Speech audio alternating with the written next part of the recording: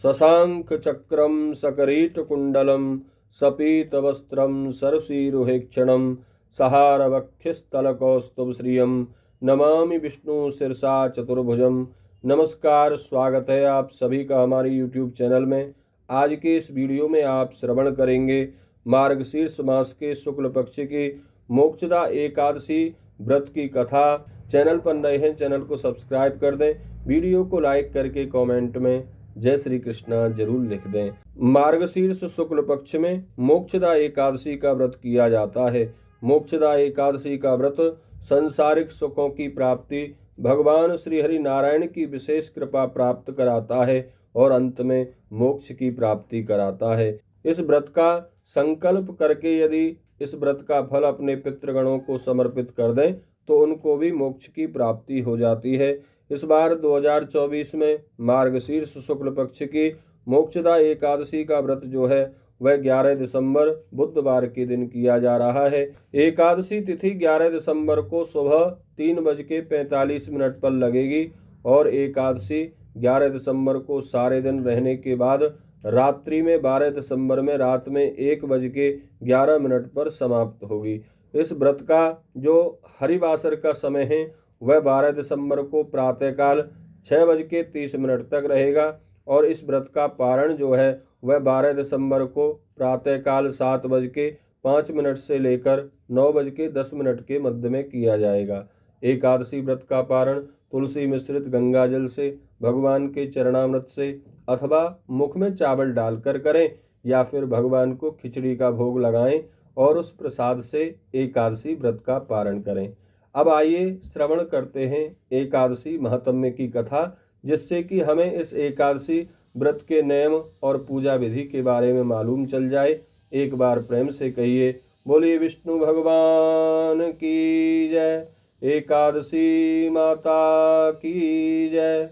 युधिष्ठिर ने त्रैलोकपति जगत पिता सबके सुखदाता भगवान श्री कृष्ण को प्रणाम करके निवेदन किया, प्रभु आप सबका हित चाहते हैं, कृपा करके मेरी भी जिज्ञासा को शांत कीजिए। मैं जानना चाहता हूँ कि मार्गशीर्ष माह के शुक्ल पक्ष की एकादशी को किस नाम से जाना जाता है और उस दिन कौन से देवता की पूजा की जाती है, उनके पूजन की विधि क्या है, कृपया करके विस्तार सहित बताकर मेरे संशय को दूर कीजिए। उत्तर में भगवान श्री कृष्ण बोले, राजन तुम्हारा यह प्रश्न अत्यंत उत्तम है, इससे संसार में तुम्हारी बड़ाई होगी।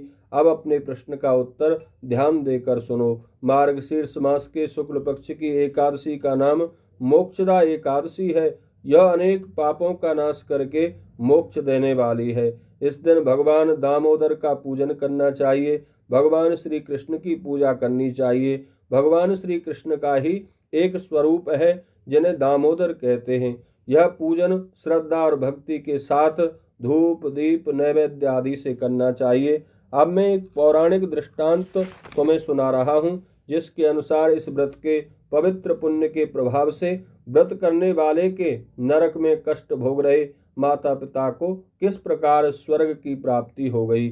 भगवान श्री कृष्ण कहते हैं, युधिष्ठिर एक प्राचीन नगर है, उस नगर का नाम है गोकुल। वहाँ एक राजा राज्य करता था। राजा का नाम वैखानस था। उसके राज्य में रहने वाले ब्राह्मण वेदों के धुरंधर विद्वान थे।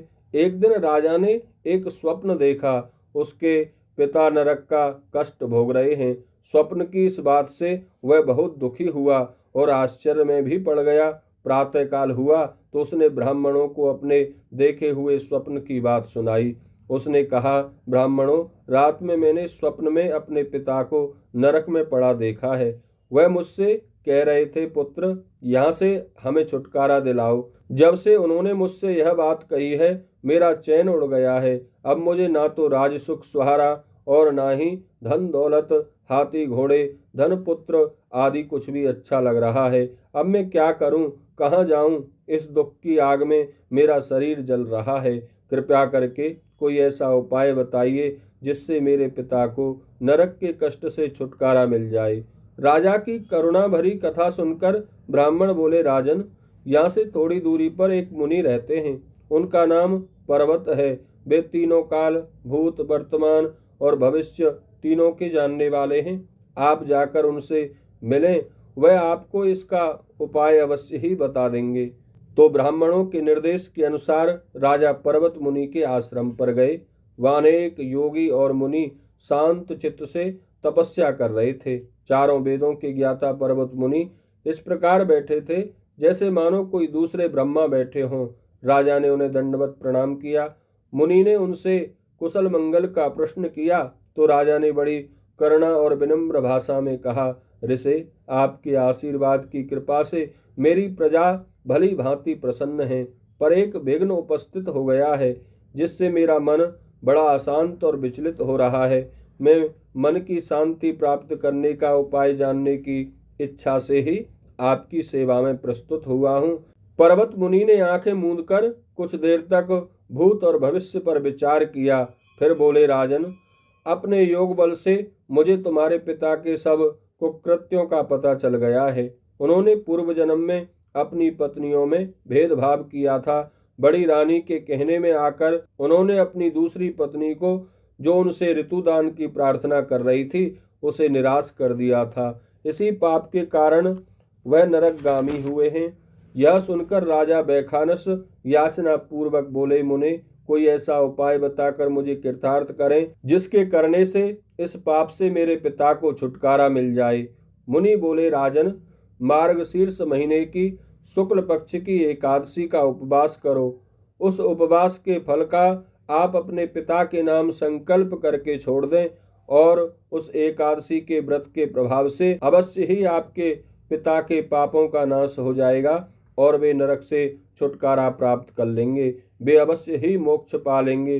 पर्वत मुनि के कथन से आश्वस्त होकर राजा गोकुल लौट आया। वहां आकर उसने पूरे परिवार के साथ मोक्षदा एकादशी का व्रत किया। उस व्रत के पुण्य को अपने पिता के नाम संकल्प कर दिया। बस फिर क्या था, पर्वत मुनि के कथन अनुसार ही राजा के पिता ने नरक के कष्टों से छुटकारा प्राप्त कर लिया।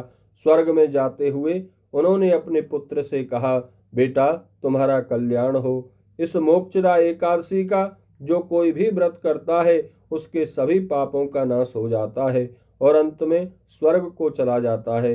मोक्ष प्राप्त करने के लिए इससे अच्छा कोई दूसरा व्रत नहीं है।